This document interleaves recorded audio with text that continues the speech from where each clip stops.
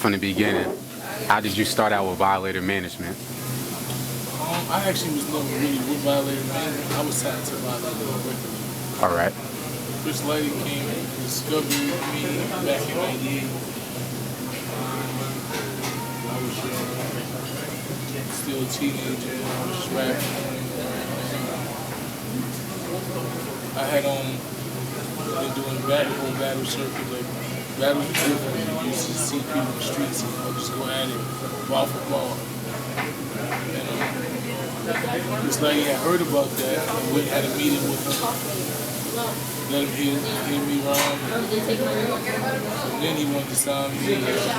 He was from the Bronx, so we just from the Bronx. He come pick me up every day, drive around.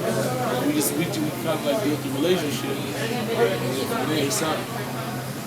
You talked about battling back in the days. I think I read on your bio that you battled people like Mysonne and DMX. How was those battles? Who won, if you could say? Well, the streets say that I won the battle with me and Sean. The battle with DMX. DMX was like God. So just the fact that people was paying attention, like, yo, that kid is nice. And DMX ended up taking me like on tour with him after that battle. So, I'm not gonna say I won, but I'm not gonna say I lost. It was definitely legendary battles. We did it in front of they used to have a tattoo parlor underneath the train over there by it's the 6th Street over there like by St. Lawrence. And there used to be a tattoo bar with 2 dragons.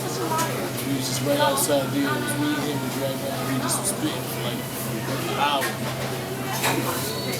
It was all up. All right, you talked about having a big buzz back in the late '90s. You had a good hit called "Handle the Truth" back then, and then you had things kind of go downhill with the case you had caught. What was Chris Lighty's reaction after you built such a big buzz and then it happened? Obviously he wasn't happy because it stopped us from being able to do what we had to do musically. But he was supportive. He went, got the lawyers, helped me fight the case. He even came to testify on my behalf at the trial. We were always devastated. Going to jail when I'm at possibly the peak of my career about to shine. It was just a real unfortunate situation. What was your thoughts on what Chris Lighty meant to hip-hop, and what was your reaction when he passed? Chris Lighty was a mogul, entrepreneur, and he didn't just do it for the business. You know what I'm saying? That's what's different about Chris. He didn't just see the music as, I'm just gonna get some money, I don't care what I put out. Like, he had to believe in the artist. He loved hip-hop so much that he would listen to me. This is dope. You know what I'm saying? Like, even when I came home and I wasn't actually signed to him, he still used to hit me. Like, I put out a good video, he'd text me, man, this video is good. Or that song you put out is dope, man, just keep doing what you're doing. He was always supportive, He meant so much to the game because he was one of the last people that really knew the art form and that knew the talent and was interested in A&R in the project and seeing raw talent and wanting to make that talent become a star. You know what I'm saying? It's not too many people like that. They just want a finished product. They want something they can sell. They don't care about the art form. They want something that can make money. You know what I'm saying? But Chris wasn't like that. Like, he had to believe in you as an artist in order for him to work with you. In previous interview, I saw that Jay Mills was talking about before you went in, you were kind of a mentor to him when he was younger, and he used to run around with you a lot. Then when you got locked up, my question is, when you came home, did he reach back out to you to help you? Because he was kind of in a better space in his career than you, because we kind of don't see too much music between you guys. Well, he reached out. We had songs when I first came home, I just think as time went on, he moved to, he started doing the Enveonline thing. Like, it was a rough time for all of us. Like, when I first came home, he was originally in a good space then. He was having label issues, so he was trying to rebuild his thing, and everybody was just trying to figure it out. saying? Everybody was trying to figure things out. And, you know, he went into his own little seclusion trying to figure out his situation. I was in the studio trying to figure out mine, but it was always love, always respect. You know, we just went different ways. People are real familiar with the Bang Bang Boogie movement because it was real heavy, but not too many people are familiar what happened to it. Are you guys still on speaking terms? And if you could shed some light onto it, what actually happened to the Bang Bang Boogie movement? Well, Bang Bang Boogie, man, was... I don't think that none of us were prepared for Bang Bang Boogie. You know, we just went in the studio and we did a song. Like, P.O. called me and was like, yo, I got the song, I want you to get on. So when I came, I was like, oh, I know this beat. This is that blood pressure beat. This is dope. He said, yeah, we just gonna go on some Bronx bars. So he started letting me hear the beat. And then Cuban Links came to the studio, and then Lord Tariq was on the song. And then we had the two young Hocus and my man Drop and Drop and S1. You know what I'm saying? And we just put together a song that was so powerful. You know what I'm saying? It was just a powerful song. It just was like, although a lot of people on the song, most of the people was going at Fat Joe. You know, and it was controversial, but it was just dope. You know, it was hip hop. No matter whoever heard it was like, yo, this song is dope. Everybody was speaking on this song. You know, so it made it that, and I don't think we were really ready for the impact that it was gonna have because we wasn't really prepared for that. But at that point, we just started working, and you just put a bunch of different personalities together, different ideologies, and sometimes there was conflict. There was not. I think more so the fact that Hocus and S1 went to jail kind of really, you know, severed it. Because me, Cuban, and Lord Tariq were already somewhat established artists with our own following. They somewhat was kind of like the glue to everything. You know, because they were the older guys, the veterans. You know what I'm saying? We were the veterans, and they were younger. I mean, Hocus and S1 like younger, so they were just cool with everybody. They were just happy. Their energy was just happy. We had already known the industry. We were in and out. You had some people that I don't want to deal with that. They were just happy to be here. So their energy fed me, and I always been a hard worker anyway. So when they wasn't there, I think like, and then other couple of things that happened, is kind of like we kind of like drifted apart. You know, as far as the Bang Bang Boogie, like Hocus is home now. You know, I show him support if he need me. I'm always there for him. Cuban reaches out to me. I don't really see Lord that much, but I mean, what we did is historical.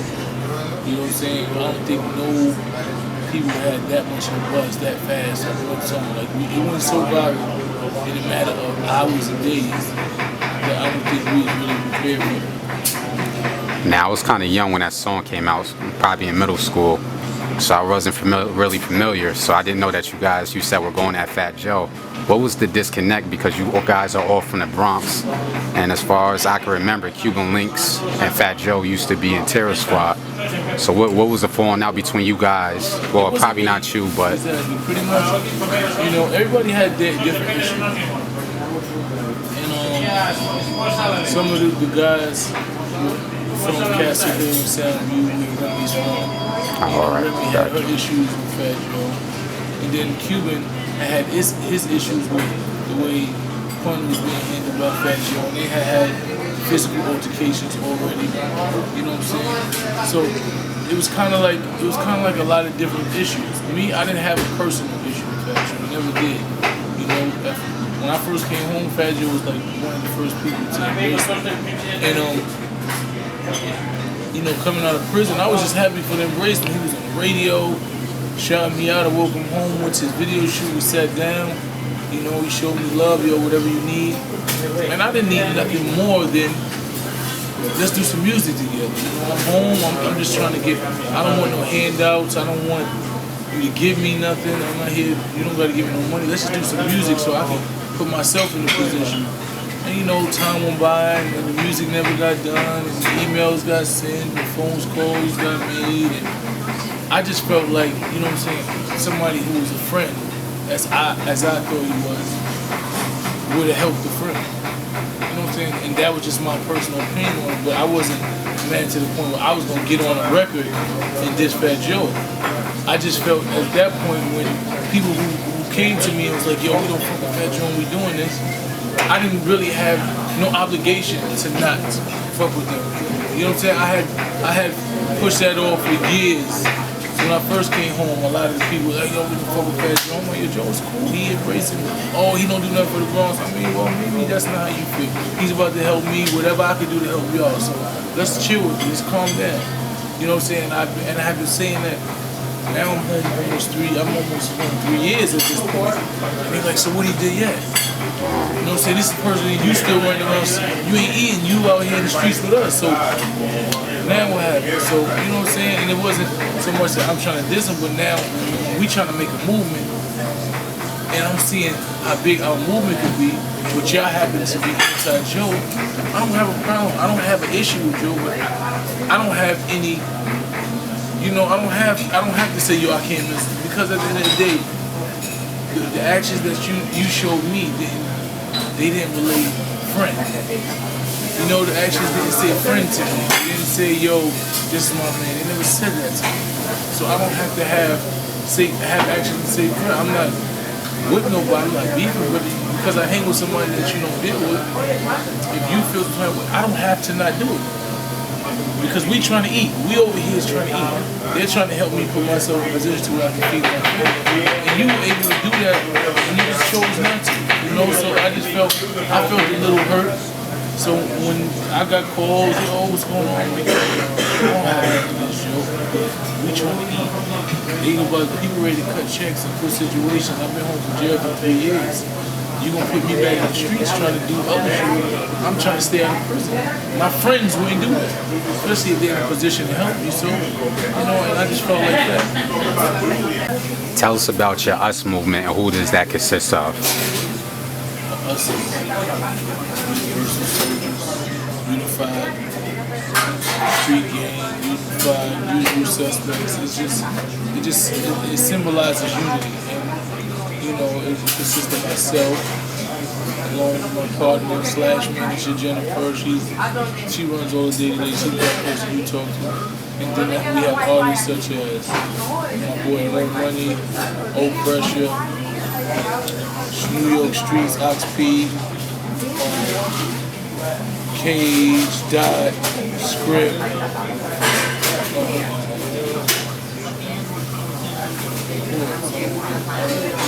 But it's a lot of us. Like we have so many different artists that showcase different things.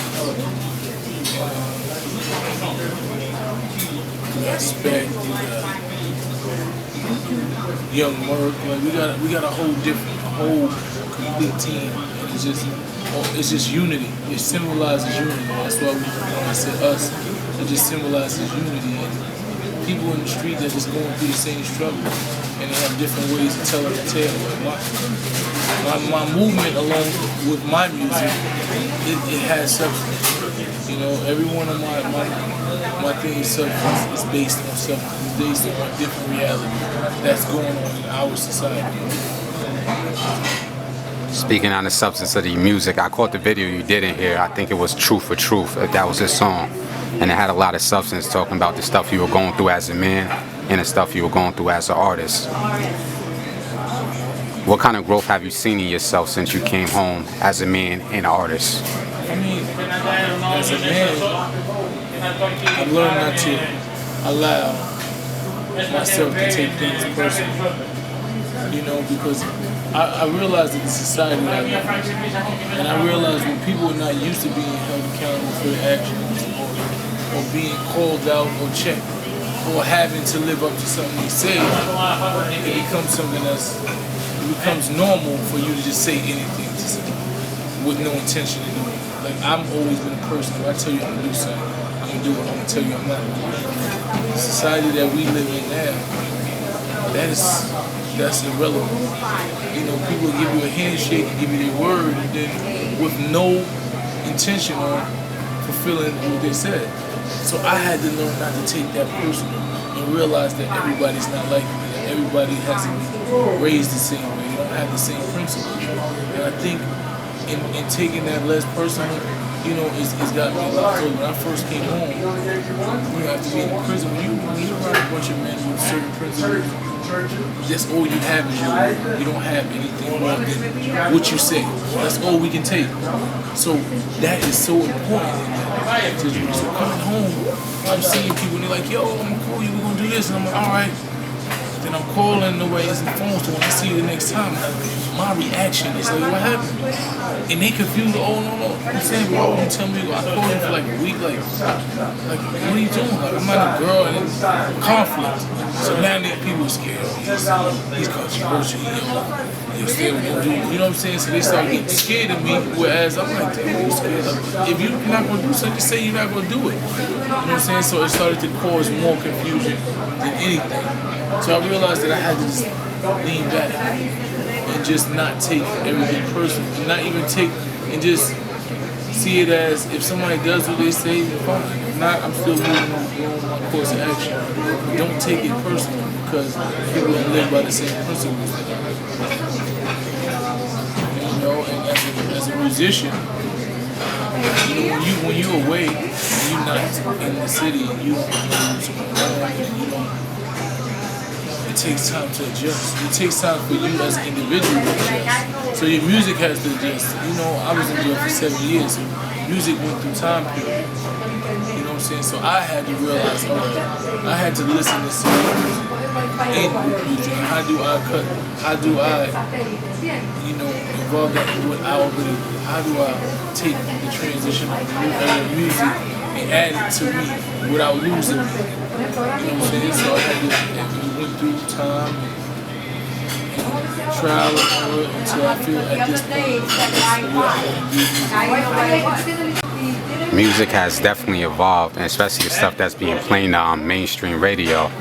Now, artists like Mysonne and Papoose have talked about local DJs in New York on Hot 97 and mainstream radio not supporting New York artists in their own backyard. Have you had a problem with that in your career, and if so, what are your thoughts on it? I mean, I definitely had that problem, you know, but at the same token, I have some, excuse me, I said I definitely had that problem, but at the same token, I had some DJs that do support, like K-Say is a big supporter, Master Flex supports my music. You know, occasionally I get a spin here and there. Joe Vaughn is one of the DJs that supports my music. And knowing that, it's kind of sad to be from here, to hear someone else's music. Like, it's sad when people from other towns know music. When they go on, when artists from other towns come to you, it's sad when you go to a state and you don't hear the sound of the state. It's sad when you listen to the radio and you don't hear the sound of their town. You don't get the feel of what they are. Like our radio does not reflect who we are. And this is why our culture and our state is so scattered. You go to other states, their music reflects how they live. The music that they play on our radio doesn't reflect how we live. It doesn't reflect how we move, how we talk. It doesn't have our slang. It doesn't have our ideology. It doesn't have what goes on in our society. So it's confusing to me. You know what I'm saying? And then what happens, you have our artists trying to adjust to that. You have our society trying to adjust to be like we used to set a trend. You know what I'm saying? And it confuses me when a DJ tell me, yo, this song is hot, but get some more DJs to play. And then you just look like, why would I get more? I'm giving you the song. Because you saying it's like you supposed to play it, so then more DJs, like DJs used to breaking want a the record. exclusive. Yeah. They want to, yo, give me it before you get to anywhere else. Now it's not that way. So what these DJs do is they go out of town to different towns and they hear the sound of their town. They hear a DJ blasting somebody that's from their city in the club, and when they want to bring that back and be the first one to break it here. Instead of taking our music out there and being the first one to break it there, they want to break other people's music here before they break ours. It's confusing, but this is the reality that we live in. You know what I'm saying? Like, Rocco, you don't even know. It's song, it's cool, but it's songs that we got here that y'all can break here. That's our song. That's their slang. I saw a quote that you said where You say you might be too real for this industry. Do you think that's gonna hurt you in the long run? Or do you think that's gonna help you get to where you wanna go? It's gonna help me get where I wanna go. It's gonna help me to transform the industry. See, my thing is not to fit in. Like, I can make gimmicky songs, I can just talk a bunch of bullshit, I can dress like everybody, I can do all, because I understand. Understand what it takes to do it. It's just that I don't choose to conform to that level. I don't choose to allow myself to be a guinea pig or allow myself to compromise my values and principles to make money. So what's gonna happen is people are either gonna be drawn to it or they're gonna be detached from it. But I'd rather get fans that accept me. I'd rather get fans that are A-likes like myself that have the same mindset. I don't want people to follow me for the wrong reasons. I think me staying steadfast in my beliefs and steadfast in what I do, if I don't get, if there's billions of people in the world, if I can get 1 million to follow me, then I'm good. It might take one day at a time. If I get one fan a day, I'm okay. You know what I'm saying? Because I'm building a hardcore fan base of people that believe, people that have a vision, people that want the same type of thing. Every church starts out with one person, and I don't mind that. If it takes me longer to get my goal based on the fact that I won't compromise who I am and what I believe in, I'm okay with that. What does hip hop mean to Mysonne, and what do you want to be remembered at when it's all said and done? Hip hop to me, it's reflection of self. When I was drawn to hip hop, when I was drawn to Rakim, Big Daddy Kane, Boogie Rap, when I was a little kid listening to them, I used to, they made words, paint pictures. When I listened to it, I could close my eyes and see what they was talking about. It was vivid, it was visual, And to me, that's what music is supposed to be. When you used to listen to an album, it was like a movie. It was like somebody actually brought you into their life. When you listen to Biggie album and Pop album, like they gave you their self. They brought you into a world that had you never been exposed to. It was like, I remember I heard a quote. Will Smith said that Biggie's Ready to Die should have been used in psychology classes. The album itself showed you what was going on in the mind of the inner city youth. He was going through so much pain and struggle that he was willing to die. He was ready to die. And those songs and the whole thing put you in that mind frame. It made you understand. Like suicidal thoughts. Exactly. You understand what I'm saying? So when he said that, I was like, that's what music is supposed to be. Music is supposed to be whatever thought that I'm thinking when I put it out and when I say it, I want you to get the same emotion. If I wanted to cry when I said something, I want you to feel like crying. If I was happy when I said something, I want you to get happy. And I think that's what music is to me. So that's what I try to make my music to somebody else. And I just want to be remembered as someone who wore his heart on his sleeve. Someone who refused to compromise, who was just a real person, man. He just gave you everything he gave you from the heart. Whether you liked it or not. The people that don't like me is because they don't like what I stand for. I'm okay with it. Everybody's not that like me, but some people not like you, or some people don't love me. I just want the people that love me to love me, and the people that don't like me just leave me alone.